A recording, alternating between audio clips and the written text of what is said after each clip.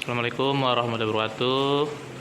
Anak-anak telah selesai membuat kesepakatan kelas, lalu ini dilanjut dengan membuat nilai-nilai, tugas siswa, tugas guru, dan keyakinan kelas yang sudah dibuat dan disepakati bersama.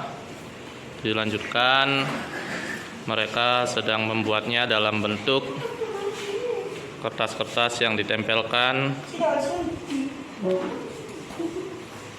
supaya terlihat indah.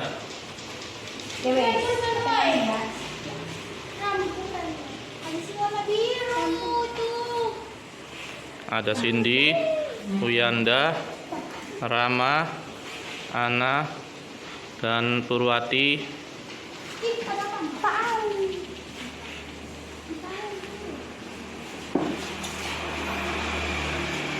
Sedang membuat hiasan apa? Bunga.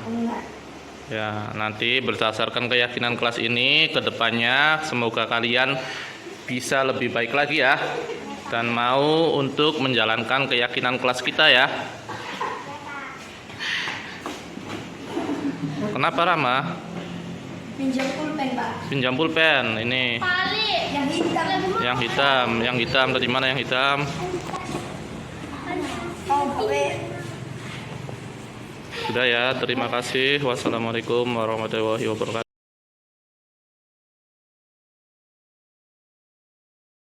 Action. Baik, assalamualaikum warahmatullahi wabarakatuh. Waalaikumsalam warahmatullahi wabarakatuh. Alhamdulillah, terima kasih Bapak Ibu sedia untuk berkumpul di sini. Saya ucapkan sekali lagi terima kasih atas waktunya, atas kesediaannya untuk mengikuti aksi nyata saya di modul 1.4, yaitu budaya positif. Bapak Ibu, di sini pertama adalah salam dan bahagia. Assalamualaikum warahmatullahi wabarakatuh yang ada di situ. Selanjutnya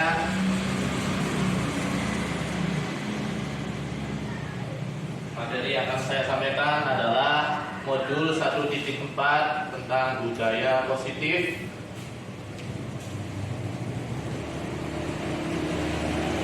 Bapak Ibu, ingin ada pertanyaan biar kita tidak hanya saya saja yang berbicara, maka nanti Bapak Ibu boleh menyampaikan pendapatnya. Ada 3 pertanyaan. Pertama, ada setuju atau tidak. Pertanyaan pertama, hukuman dapat mendisiplinkan anak. Kira-kira Bapak Ibu pendapat pribadinya setuju atau tidak? Setuju. Setuju Bu Haji? Setuju atau tidak Bu Haji? Setuju. Ya. Selanjutnya, pemberian hukuman dengan hal positif seperti membaca atau membersihkan halaman sekolah dapat meningkatkan disiplin anak. Setuju tidak? Sangat setuju. Sangat setuju. Baik, terima kasih. Yang terakhir, memberi penghargaan dapat meningkatkan motivasi belajar anak. Iya, Ya, bagus. bagus. Berarti Setuju sangat sekali. setuju ya. Ya, berarti dari ketiga pertanyaan ini semuanya Bapak Ibu setuju semua ya terhadap hukuman. Selanjutnya,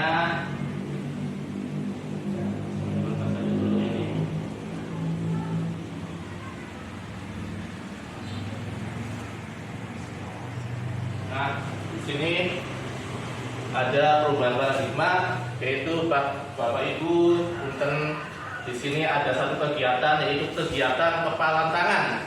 Ada A dan B, ada Anda dan teman Anda. Misal di sini ada Pak Lubis dan Pak Tiswo. Tangannya coba punten genggamkan, Bapak Ibu genggamkan, set, kencang. Nah, intinya begini Bapak Ibu, dari genggaman tersebut, misal saja antara A dan B, A dan B-nya misal A Ibu Haji Rusini, B-nya Ibu Tuti. Ibu Tuti dengan berbagai cara merayu Ibu Haji Rusini untuk membukakan tangannya. Kayak Ibu Haji Rusini mau membukakan tidak? Ya, mau ya buat. Mau. Nah, misalkan, ya misalkan Pak Lubis dengan Pak Siswo. Nah, di sini misalkan kalau tadi dengan cara merayu Ibu Tuti ke Bu Haji. Sekarang Pak Siswo meminta dengan cara kasar untuk bahwa Pak Lubis ini harus dibukakan tangannya. Kayaknya mau tidak membukanya? Dengan cara begitu, maaf, dengan cara yang kasar dari Pak Siswo. Kayaknya Pak Lubis mau membuka tidak? Tidak. Terpaksa. Nah, kita coba di Karena dipaksa. Enggak, dari Pak Lubisnya kayak kalau menggunakan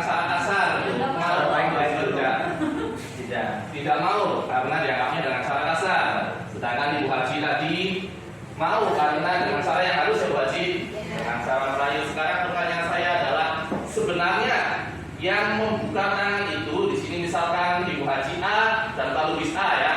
Nah, kemauan tersebut itu membuka itu atas paksaan atau atas rayuan atau atas diri sendiri.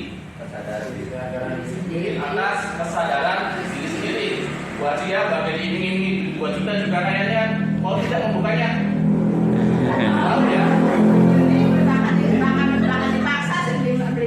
Digelar, dirayu orang kita Bu Haji.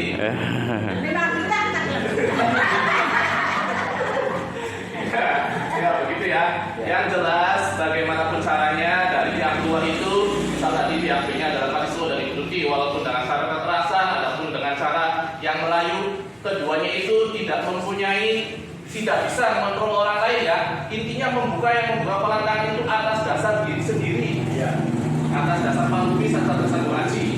Saya mau membuka, berapapun kalau tidak mau membuka tidak akan dibukakan karena ini tangan saya. Orang lain tidak berhak atas tangan saya. Yang berhak atas tangan saya di dalam tangan saya ini adalah saya sendiri ya Bapak Ibu. Jadi tetap ya di sini kita bercerita tentang disiplin, berarti ceritanya kalau disiplin tentang siswa ya Bapak Ibu ya.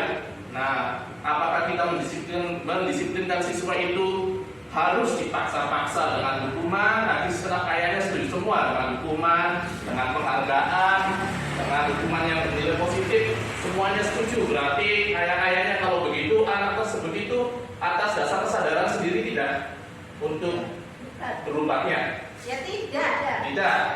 Tidak ya. Atas dasar peraturan yang dibuat oleh guru, oleh sekolah ya Bapak Ibu.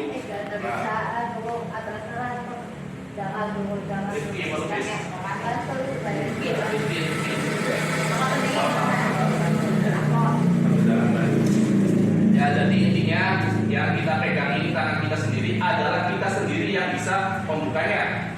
Baik Bapak Ibu, itu adalah perubahan paradigmanya bahwa orang lain itu tidak bisa mengontrol kita. Nah, di sini ada perubahan paradigma teori kontrol atau teori pilihan. Nah, tadi sudah kita coba dengan mengangkat genggaman tangan. Selanjutnya adalah di sini menyatakan bahwa ilusi guru mengontrol murid. Ilusi itu apa ya, Bapak Ibu? Saya agak lupa ini. Ilusi itu apa, Pak Siswa? Tidak nyata ya. Nah, berarti ilusi guru mengontrol murid, bahwa guru itu bisa mengendalikan murid adalah sebuah sesuatu yang tidak nyata, ya. Mungkin Pak.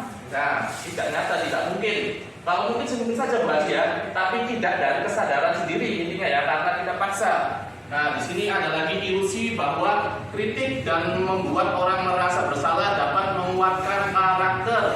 Biasanya guru-guru kita itu sering ya, Bapak Ibu, gara-gara sida. Misalkan kelas ini menjadi kotor, kita menyalahkan anak. Nah, ini gara-gara kamu, Bapak sampai diundang kepala sekolah karena kamu ulangnya seperti ini. Jadi siswa itu akan merasa bersalah, Bapak Ibu. Nah, selanjutnya adalah ilusi bahwa semua penguatan positif, efektif dan bermanfaat. Tadi ini menjawab nomor 2 kalau nggak salah ya, bahwa semua penguatan positif, efektif dan bermanfaat. Misalnya tadi hukuman dengan cara hukuman dengan cara yang baik lah. Itu sebuah ilusi juga. Selanjutnya ilusi bahwa orang dewasa memiliki hak untuk memaksa. Kita sebagai guru mempunyai hak tidak untuk memaksa anak. Sebenarnya punya hak tidak? Punya. Nah, di sini berdasarkan teori kontrol adalah sebuah ilusi, sesuatu yang tidak nyata. Baik, sekarang saya lanjutkan dulu.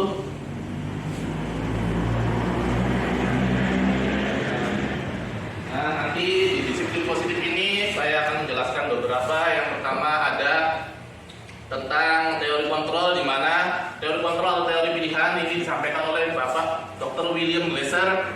Yang pertama tentang disiplin, selanjutnya tentang teori motivasi, terus 5 posisi kendali, dan segitiga restitusi. Terakhir adalah keyakinan kelas. Saya lanjutkan lagi. Nah, Bapak Ibu, ini asal kata dari disiplin. Disiplin berasal dari bahasa Latin yaitu disciplina, yang artinya adalah belajar.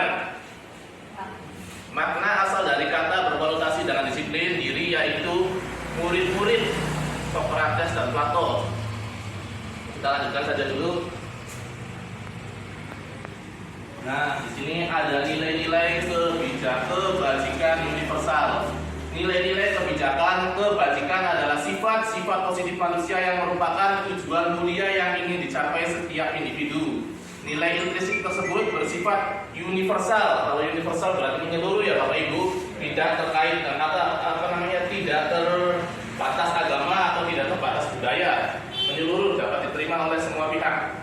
Nah, seperti nilai-nilai universal itu seperti gotong royong, berkebinekaan global, benar kritis, mandiri, kreatif, beriman dan bertakwa kepada Tuhan Yang Maha Esa. Itu semua termasuk ke dalam 5P, penguatan pelajaran Pancasila 3P yang ada dalam kurikulum Merdeka. Selanjutnya ada teori motivasi, hukuman, penghargaan, dan sama dulu teori motivasi perilaku manusia.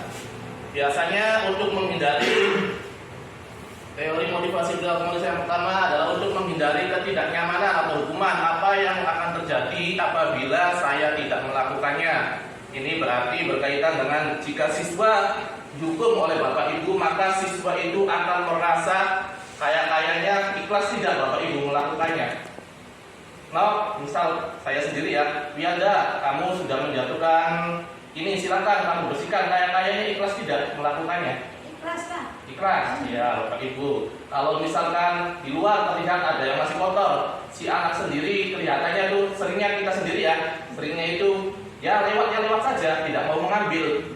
Terus tiba-tiba kita sebagai guru datang kepada anak tersebut, "Nok, bersihkan, kayaknya ikhlas tidak si anak tersebut." Enggak sih. Kan didorong dari luar ya Pak Ibu ya, dari eksternal, dari faktor kitanya yang mengatur. Pengen siswa sih yang lebih baik, betul ataupun apa ya. Terus selanjutnya untuk mendapatkan imbalan. Nah, ini untuk mendapatkan imbalan ini adalah sebuah biasanya kalau pengen ranking siji mengkowe dari gurunya dikasih hadiah ini. Ya. Siswa kayaknya akan termotivasi tidak? Motivasi. Ya, tapi motivasinya dari dalam diri atau dari luar? Dari luar. Dari luar ya, akan mengejar penghargaan. Jadi misalkan akan mendapatkan seperti kemarin Pak Disco memberikan apa Pak Disco? Diberikan 1, 2, 3. Buket ya, berikan buket ya. Jadi siswanya termotivasi tapi dari luar ya. Selanjutnya adalah teori motivasi yang ketiga untuk menghargai diri sendiri. Nah, untuk menghargai diri sendiri merupakan motivasi internal atau dari dalam siswa. Baik, saya lanjutkan lagi. Nah, di sini menurut Ki Hajar Dewantara, merdeka itu artinya tidak hanya terlepas dari perintah, akan tetapi juga cakap buat memerintah diri sendiri. Ya, kita ketahui bersama ya Bapak Ibu bahwa Ki Hajar Dewantara merupakan Bapak Pendidikan di Indonesia yang di dalam kurikulum Merdeka ini dijadikan suatu rujukan. Semua pemikirannya ini dipakai di kurikulum Merdeka ini untuk Bapak Ki Hajar Dewantara. Selanjutnya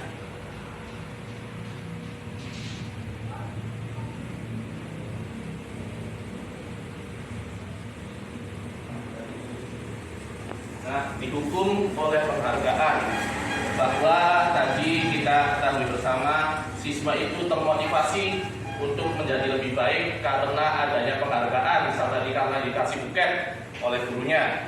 Nah, ternyata Bapak Ibu bahwa penghargaan berlaku sama dengan hukuman. Penghargaan sama dengan hukuman.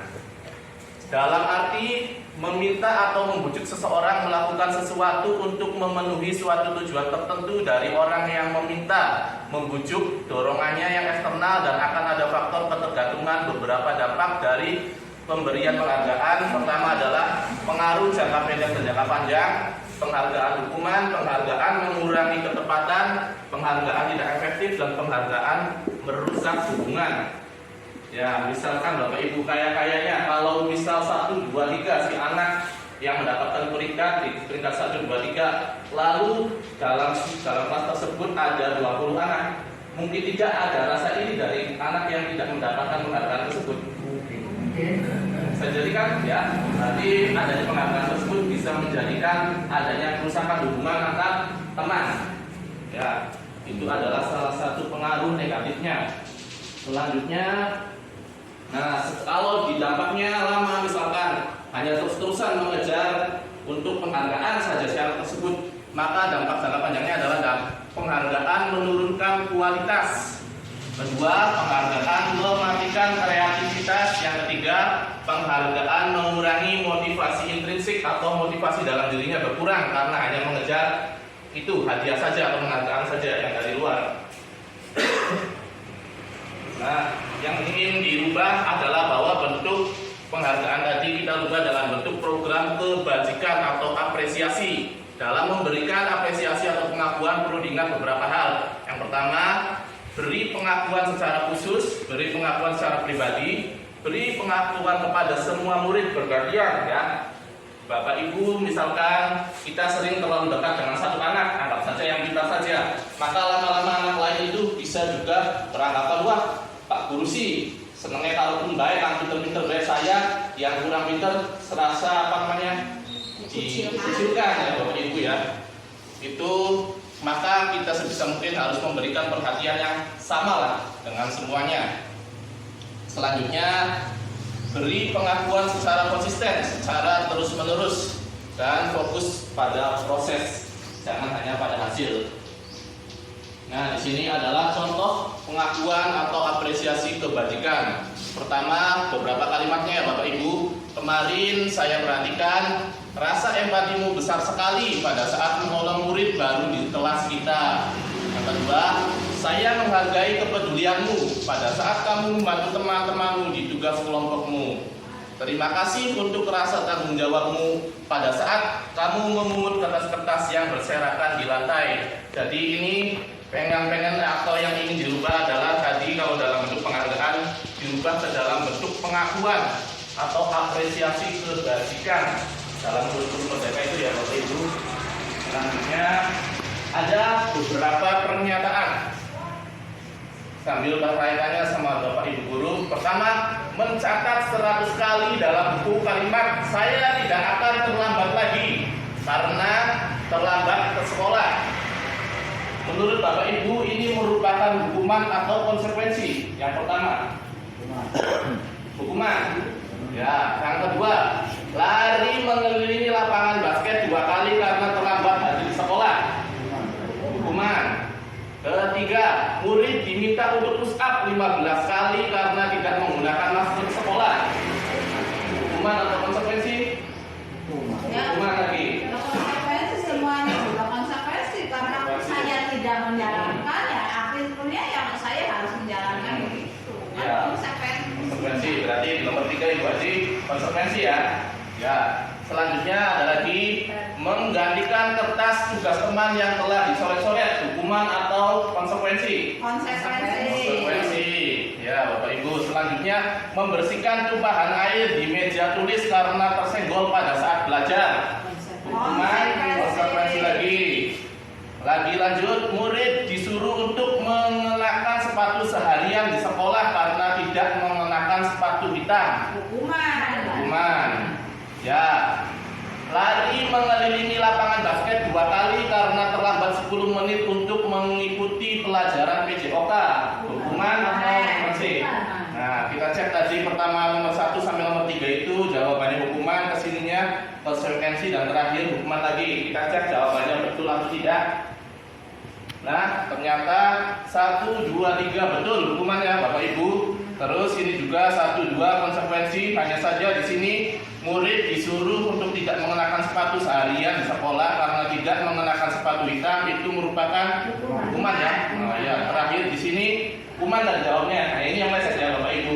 Ini adalah konsekuensi. Nah, ini adalah perbedaan antara hukuman dan konsekuensi. Pertama, hukuman adalah sesuatu yang menyakitkan yang harus terjadi. Siswa itu harus melaksanakan tapi dirinya pasti merasa tidak Salah. ya tidak enak lah merasakannya, menjalankannya. Sedangkan kalau konsekuensi adalah sesuatu yang harus terjadi. Kedua, membuat anak sakit karena rata-rata hukuman itu lebih mengacu kepada fisik ya Bapak Ibu ya. Misal saja bersihkan WC. Sedangkan bersihkan WC itu sudah pasti melelahkan, anak pasti akan kecapean. Sedangkan kalau konsekuensinya adalah membuat anak merasa tidak nyaman dalam jangka waktu pendek. Selanjutnya, anak membenci kedisiplinan. Hukuman juga akan berakibat kepada siswa atau anak tersebut akan membenci terhadap kedisiplinan. Sedangkan kalau konsekuensi anak menghargai disiplin. Selanjutnya adalah paksaan. Hukuman jelas bersifat paksaan, sedangkan konsekuensi biasanya adalah bersifat stimulus respon tanggapan ya. Misal dirinya melakukan kesalahan, konsekuensinya adalah dia harus mengganti seperti tadi yang coret buku, mengganti buku temannya. Jadi mungkin tidak terlalu berlebihan sifatnya ya, karena ada dari anaknya juga. Selanjutnya mendorong anak menyakiti diri sendiri. Untuk hukuman, untuk konsekuensi mendorong anak agar mudah menyesuaikan diri. Kita lanjut saja Bapak Ibu. Selanjutnya ada apa itu restitusi?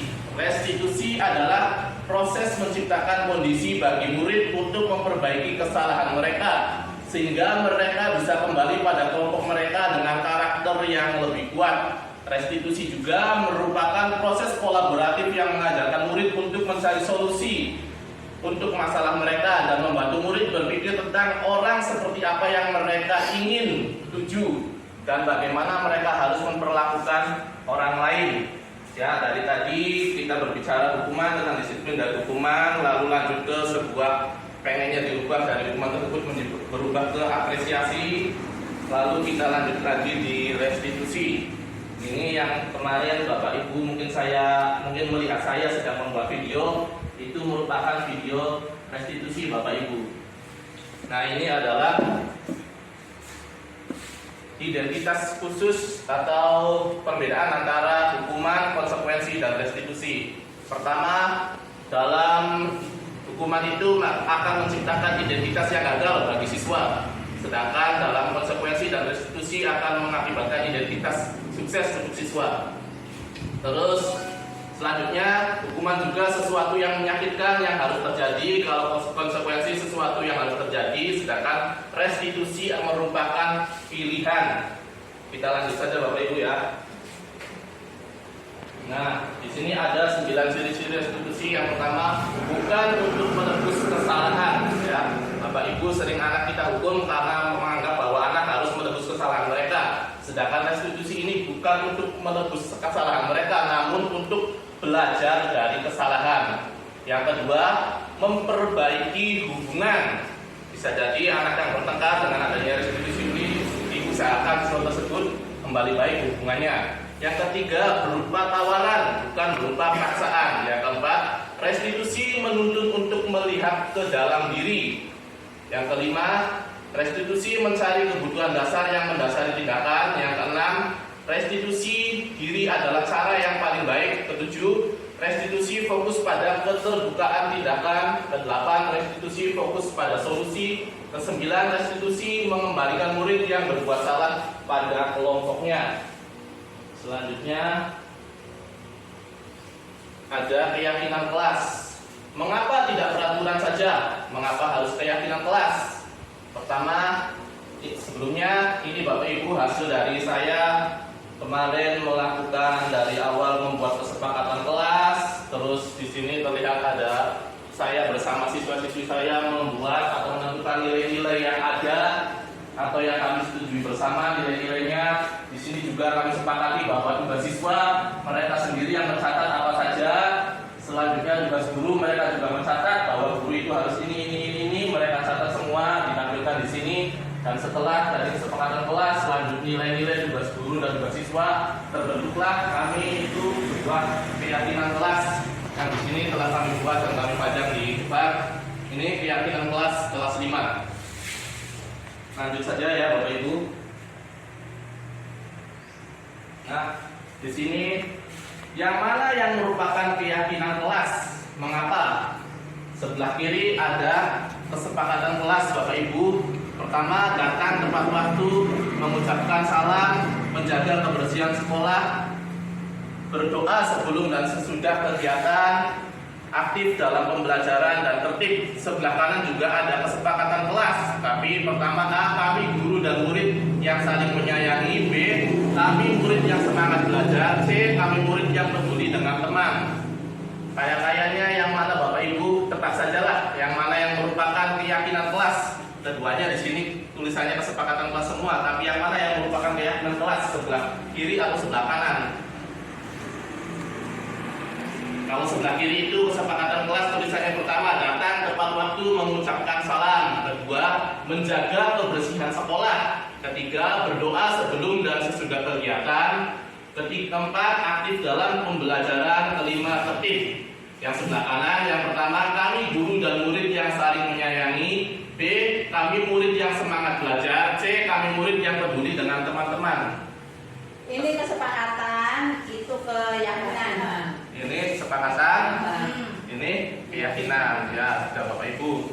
Saya tidak akan mengonfirmasi mana yang benar, tapi itu merupakan hasil jawaban dari Bapak Ibu. Saya lanjutkan kembali.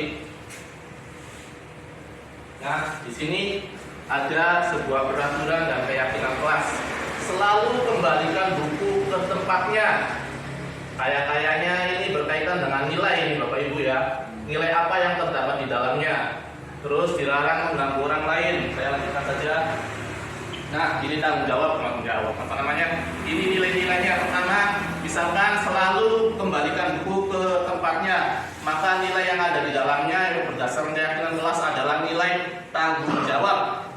Sering anak-anak ambil buku dari misalkan dari lemari terus sudah, kalau saja tidak dikembalikan lagi kepada tempatnya, berarti anak tersebut masih dikatakan belum mempunyai nilai tanggung jawab ya Bapak Ibu. Terus dilarang mengganggu orang lain, maka nilai yang ada di dalamnya adalah menghormati orang lain. Selanjutnya, hadir di sekolah 15 menit sebelum pembelajaran dimulai. Nilainya adalah menghormati orang lain dan berkomitmen. Terus dilarang melakukan kekerasan. Ya, nilai-nilai yang terkandung di dalamnya adalah keselamatan dan menghargai orang lain. Terus dilarang menggunakan narkoba. Kayaknya setuju semua ya Bapak Ibu kalau ini ya. Dilarang menggunakan narkoba, nilainya adalah jelas nilai kesehatan. Selanjutnya bergantian atau menunggu giliran. Nilai yang ada di dalamnya adalah menghormati orang lain dan bersabar. Gunakan masker, nilai yang terkandung di dalamnya adalah kesehatan dan keselamatan. Jangan berlari di kelas atau di koridor. Nilai yang terkandung di dalamnya adalah keselamatan dan keamanan. Selanjutnya, eksplorasi 4 adalah kebutuhan dasar manusia dan dunia berkualitas. Nah, kebutuhan dasar manusia mungkin Bapak Ibu dulu pernah mengetahui ya bahwa kebutuhan dasar manusia itu ada kebutuhan primer, sekunder, dan tersier. Dulu ya Bapak Ibu ya. Primer itu mungkin terkait dengan pakaian ya, terus makanan dan apalagi itu papan ya, rumah. Cuma seiring dengan berkembangnya zaman bahwa nilai-nilai tersebut sudah berubah ya. Ternyata di sini seiring perkembangan zaman kebutuhan dasar manusia itu terbagi ke dalam 5 kelompok. Yang pertama adalah kebutuhan untuk ya pas itu Bu Haji ya, pas kipas. Baik, yang pertama adalah kebutuhan dasar manusia itu kebutuhan bertahan hidup. Tentunya kalau bertahan hidup ya jelas harus makan, harus minum, harus punya rumah, harus punya pakaian. Termasuknya di dalam yang tadi itu yang primer, tersier, dan sekunder masuk ke dalam sini. Bertahan hidup, kebutuhan untuk bertahan hidup yang pertama. Yang kedua, manusia juga membutuhkan kesenangan. Tentunya Bapak Ibu tidak ingin kalau terus-terusan merasakan kekecewaan atau kesedihan ya. Pengennya ya senang baik. Ya. Selanjutnya adalah kebutuhan lainnya adalah kasih sayang dan rasa diterima. Yang benar Pak? Iya. Pengen kasih sayang kan Pak? Iya. Tentunya kalau pulang ke rumah pengen dimanja sama istri, Pak Isro ya. Benar. Ya, selanjutnya adalah penguasaan dan yang terakhir adalah kebebasan. Oh, bebas ya, bebas. Ini ceritanya kebutuhan ya, Bapak Ibu ya. Bebas, tentunya dari dalam diri pengen bebas. Kadang-kadang berdua terus dengan istri pengen cari suasana baru. Ya, bukan berarti pengen nambah istri ya. Ya, setuju.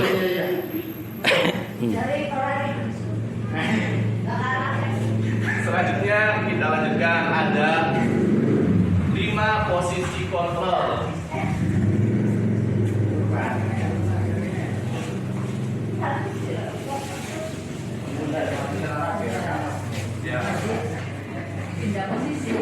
Istilahnya apa ya? Merokok.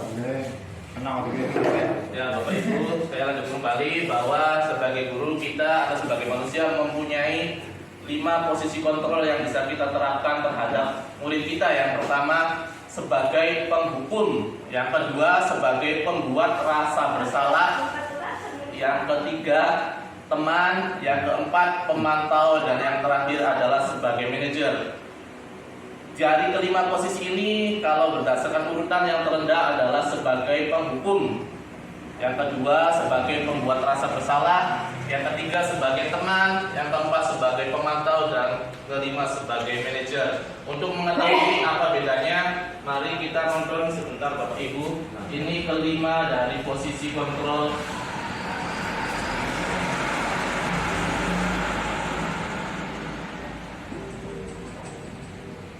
Ini posisi penghukum. Ini penghukum Pak. Penghukum Pak.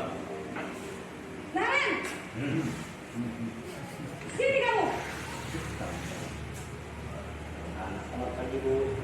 Selalu terlambat. Kamu deh, pasti terlambat. Maaf Bu, saya Apa? Apa coba? Alasan kamu apa lagi? Ngapain sih kamu tidak terlambat? Malas sekali ya kamu jadi anak. Dasar pemalas. Gak kapok-kapok sih kamu. Sudah berapa kali terlambat? Sana, kamu keliling lapangan basket 2 kali. Kenapa saya harus keliling lapangan basket, Bu? Kenapa? Kamu melawan ibu. Berani-beraninya jawab. Sudah terlambat, masih berani jawab pula. Sekarang, keliling lapangan basket 5 kali sekalian. Biar kapok. Cepat. Pergi sana ke lapangan basket. Ya, Bapak Ibu, terkait dengan tadi sebagai posisi penghukum, kita berfokus kepada siswa ya. Kayaknya yang siswa rasakan itu bagaimana Bapak Ibu? Tidak terima. Terima tidak kesel ya? Punya harus dari rumah datang ke guru karena sudah terlambat ya. Sampai sini malah dimarahi sama gurunya. Setelah itu disuruh keliling tadi, awalnya 2 bertambah menjadi 5. Nah, tentunya siswa tersebut yang dirasakan adalah satu, merasa kesal, terus merasa tersakiti juga. Ya, berbagai macam lah rasanya orang dihukum pasti tidak enak. Selanjutnya mari Bapak Ibu kita lanjutkan dengan posisi sebagai pembuat rasa bersalah. Naren!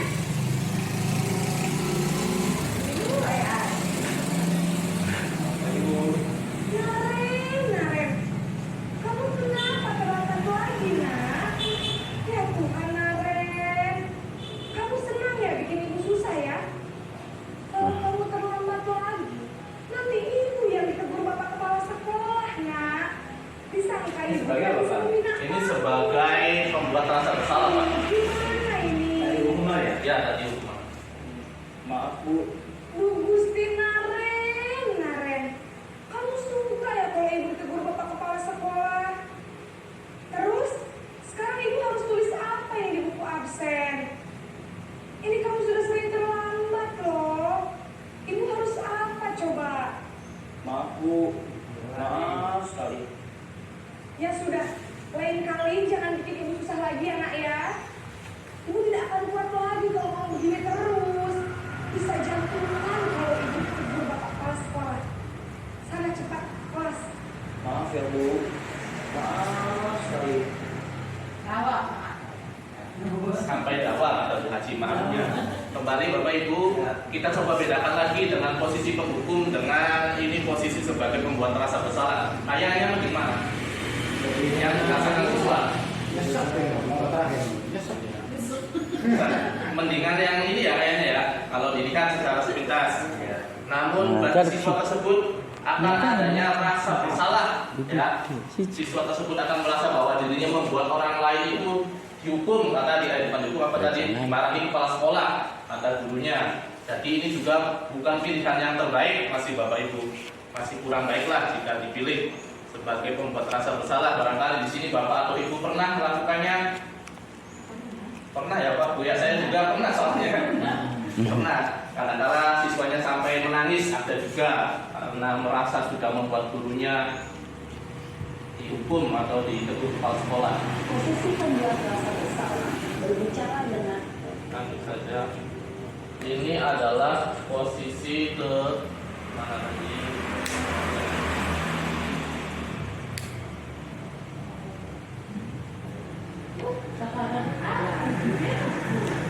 Ini adalah posisi sebagai teman. Naren, Tetap saja Naren aturnya ya. wah, sudah jadi apa ini nak? Ini ceritanya dari teman gurunya. Posisi sebagai teman. Habis ibu saya lupa bangunkan saya, Bu. Kamu malah menyalahkan ibu kamu. Kamu punya anak yang larinya paling kencang. Kok terlambat sih? Iya, Bu. Saya memang terlambat bangun tadi. Jadi biarpun saya lari kencang, tetap Bu. Ya sudah sana. Nanti lain kali larinya lebih kenceng lagi ya. Biar gak terlambat lagi. Bikin seneng ibu. Demi ibu. Bisa kan? Bisa lah, Bu. Ya sudah sana masuk kelas. Ibu beresin urusan absen kamu. Kamu ini. Ya, sekarang di posisi teman kelihatan dari muka ekspresi gurunya tidak terlalu serius ya Pak Guru ya. Kayak baji katanya. Dan tanggapan siswa sendiri jadi juga kayaknya kayaknya tidak itu ya Pak Bu ya. Lebih apa namanya siswanya itu lebih cenderung lebih enak lah dilihatnya siswanya. Katanya tadi sudah biasa lari masih terlambat saja dan disuruh lari lebih kencang lagi biar tak terlambat. Nah yang ini selanjutnya adalah posisi kontrol sebagai pemantau. Apa peraturan sekolah kita tentang jam berapa kita harus masuk sekolah, nak? Kita harus di sekolah dulu. Iya betul. Sekarang sudah jam 7.20. Kalian sudah tahu konsekuensinya jika terlambat hadir. Paham, Bu.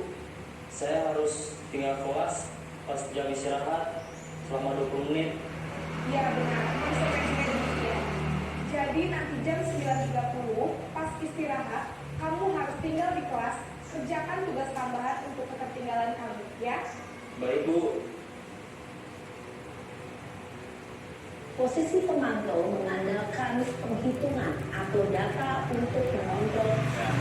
Ya, saya jelaskan posisi pemantau itu lebih kepada karena sudah adanya suatu peraturan dari guru lebih membuat konsekuensinya. Misal terlambat berarti kamu ini konsekuensinya ini harus dilaksanakan ya. Tadi siswa juga sudah mengetahui dan mau melaksanakan. Ini lebih penting lagi. Selanjutnya yang terakhir adalah posisi sebagai manajer. Ini yang diharapkan. Ada lagi.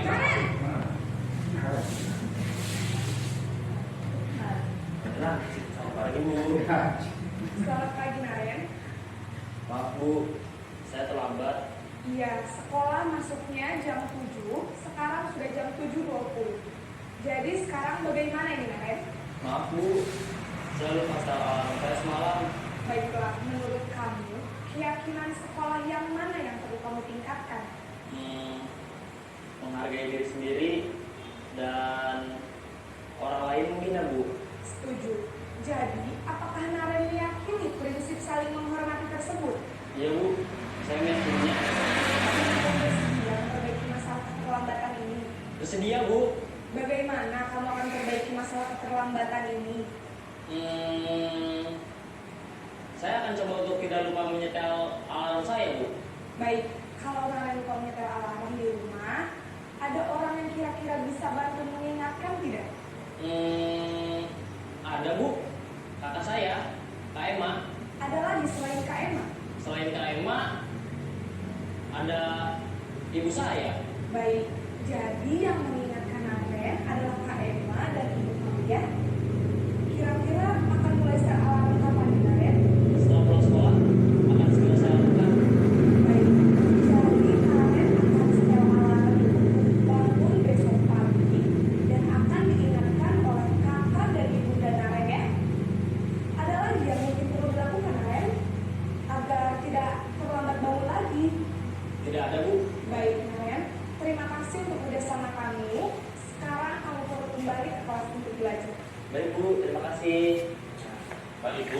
adalah posisi manajer. Sebentar saya tanya, untuk yang posisi yang terakhir ini adalah merupakan posisi yang diharapkan, posisi yang paling ideal. Yang Bapak Ibu lihat tadi, apa saja yang dirasa cukup penting yang dilakukan oleh guru tersebut terhadap siswa? Mempercayakan kepada anak. Mempercayakan kepada anak, ya Bu ya. Ada lagi Bu Haji? Nah ini ya Bapak Ibu, ini sebelumnya sudah ada yang namanya keyakinan sekolah.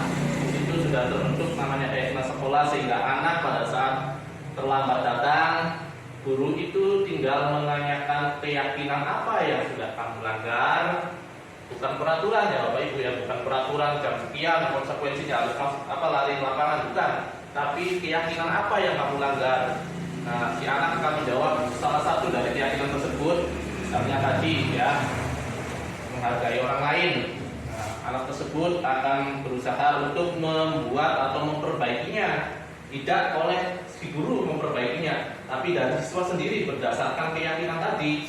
Dia akan membuat ide untuk memperbaikinya tadi dengan cara memasang alarm agar tidak terlambat lagi. Itulah posisi yang diinginkan atau posisi paling ideal, yaitu sebagai manajer Bapak Ibu. Baik, itu adalah 5 posisi kontrol diri yang tidak hanya bisa diterapkan di sekolah, tentunya bisa diterapkan juga kepada anak-anak kita. Sehingga mungkin barangkali Bapak Ibu yang di sini sudah sepuh, anak-anak yang sudah besar lah, mungkin lebih kepada saya sendiri yang anaknya masih kecil. Baik.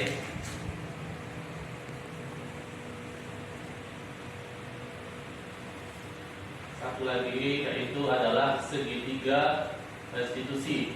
Nah, dalam posisi manajer tadi Bapak Ibu itu menerapkan yang namanya segitiga restitusi. Yang pertama adalah menstabilkan identitas. Kita sudah tahu bahwa tadi si Naren itu datang terlambat. Apakah guru tersebut langsung menyalahkannya pada posisi manajer? Tidak kan Bapak Ibu, guru tersebut hanya menanyakan sekarang jam berapa dan harusnya jam berapa, tidak marah-marah. Itu sudah termasuk menstabilkan identitas dengan tidak langsung memojokkan atas kesalahannya. Yang selanjutnya memvalidasi kesalahan. Memvalidasi kesalahan ini bukan berarti membenarkan bahwa perbuatan salah tersebut itu benar, tapi hanya untuk membuat dia tidak terlalu bersalah, tidak terlalu merasa bersalah, lalu dilanjutkan dengan menanyakan keyakinan apa yang sudah dia langgar. Jadi posisinya itu adalah di sini menstabilkan identitas awal dulu, lalu validasi kesalahan, yang terakhir adalah menanyakan keyakinan. Yang di posisi manajer tadi atau di video kelima tadi Bapak Ibu.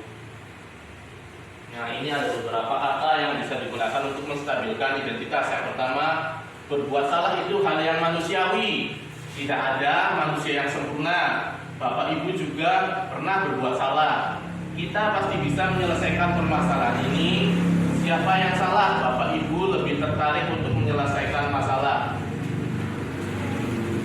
Lalu ada untuk validasi kebutuhan atau validasi kesalahan, guru bisa bertanya atau berkata, kamu bisa saja kan melakukan hal yang lebih buruk, tapi kamu tidak melakukannya. Kamu pasti punya alasan mengapa melakukannya. Lalu apa yang penting bagi kamu? Kamu boleh tetap berusaha menjaga sikap itu, tapi tambahkan sikap lain yang baru. Maukah kamu belajar cara lain untuk mendapatkan yang kamu butuhkan tanpa harus memukul? Apakah kamu bisa melakukan dengan lebih baik lagi esok?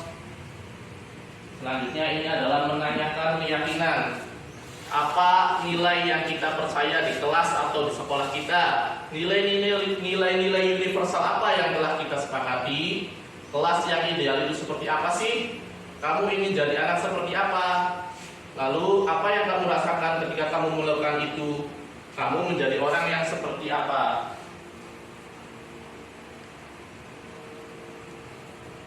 Nah, langsung saja terrefleksi Bapak Ibu. Ini ada 4 pertanyaan. Yang pertama, hal baru apa yang mengubah paradigma saya yang saya dapatkan? Berarti di sini saya menanyakannya kepada Bapak Ibu, hal baru apa yang Bapak Ibu dapatkan tadi berdasarkan presentasi saya? Mangga silakan yang menurut Bapak Ibu mendapatkan ilmu baru atau hal baru. Ya, harus berarti kita itu mengajar tidak boleh marah-marah. Kita ngajar itu harus selalu sharing dengan anak. Ya, terima kasih sudah di sini atas jawabannya. Yang kedua adalah perasaan apa yang muncul selama mengikuti sesi ini, khususnya mengenai makna disiplin dan motivasi intrinsik. Ingin menjalankannya, alhamdulillah sudah mau untuk merubah dan menjalankannya. Selanjutnya, ketiga, peran Among seperti apakah yang saya telah lakukan selama mengikuti modul ini? Pertanyaannya ke Bapak Ibu, Among baru semua Bapak Ibu Among itu berarti apa? Ngomong lah, batas ininya ngomong. Yang sudah dijalani Bapak Ibu saja. Selama ini sebatas apa sih? Dari 5 posisi kontrol tadi, Bapak Ibu berada di posisi mana? Berada di posisi penghukum, atau di posisi pembuat rasa bersalah, atau di posisi teman, atau sebagai pemantau, atau sebagai manajer? Ya, Rasa- semuanya ada. Semuanya ada, Ibu Haji semuanya ada. Ibu Tuti di posisi mana? Yang sering Penghukumnya pernah. menghukum pernah, Sebagai teman yang pernah. teman pernah, Sebagai manajer juga pernah. pernah. Ada. Ya, ada. Pernah. Pernah manajer loh ya, pernah manajer. Iya Bapak Ibu, kita di kelas itu sebagai wali murid ya, guru wali kelas tentunya adalah sebagai pemimpin pembelajaran, juga sebagai manajer yang ngatur siswa itu kita, ya. Jadi ya benar sebagai manajer, bukan berarti hanya ada di perusahaan saja, jabatan manajer tersebut itu. Selanjutnya saya akan menjadi Among seperti apakah setelah mengikuti modul ini. Nah ini ke Bapak Ibu, setelah tadi penjelasan saya, kayaknya Bapak Ibu pengen di posisi yang mana lah? Yang mana gitu? Apakah di posisi tadi manajer atau di posisi penghukum saja? Udah, saya sih tidak mau berubah, mau di penghukum saja atau mau berubah menjadi ke lebih baik. Yang baik itu ada posisi yang terbaik adalah manajer. Urutannya tuh. Pak Tiswo, punten saya bertanya ke Pak Tiswo, ke posisi mana pengennya? Sekarang di posisi mana dulu? Sekarang. Kalau sekarang mah masih fleksibel ya, kadang-kadang tadi saya ikuti. Ya kemungkinan kedepannya mah ya, pinginnya mah ya ke situ, ke manajer gitu. Manajer. Ini bisa mengatur anak gitu, memang gitu ya. Nah, ada pun masalah ya mungkin sedikit-sedikit lah itu Ya. intinya mau ke situ Tentunya ya. dengan latihan ya. Ya. Akademi langkah. Baik, terima kasih Pak Tiswo atas jawabannya. Terakhir, terima kasih, salam dan bahagia Bapak Ibu. Saya ucapkan sangat-sangat terima kasih hari ini sudah mau menghadiri aksi nyata modul 1.4 budaya positif saya yang memang mengharuskan saya untuk mengumpulkan Bapak Ibu dan menyampaikannya kepada Bapak Ibu. Terima kasih sekali lagi. Saya ucapkan bila taufiq wal hidayah. Wassalamualaikum warahmatullahi wabarakatuh. warahmatullahi wabarakatuh.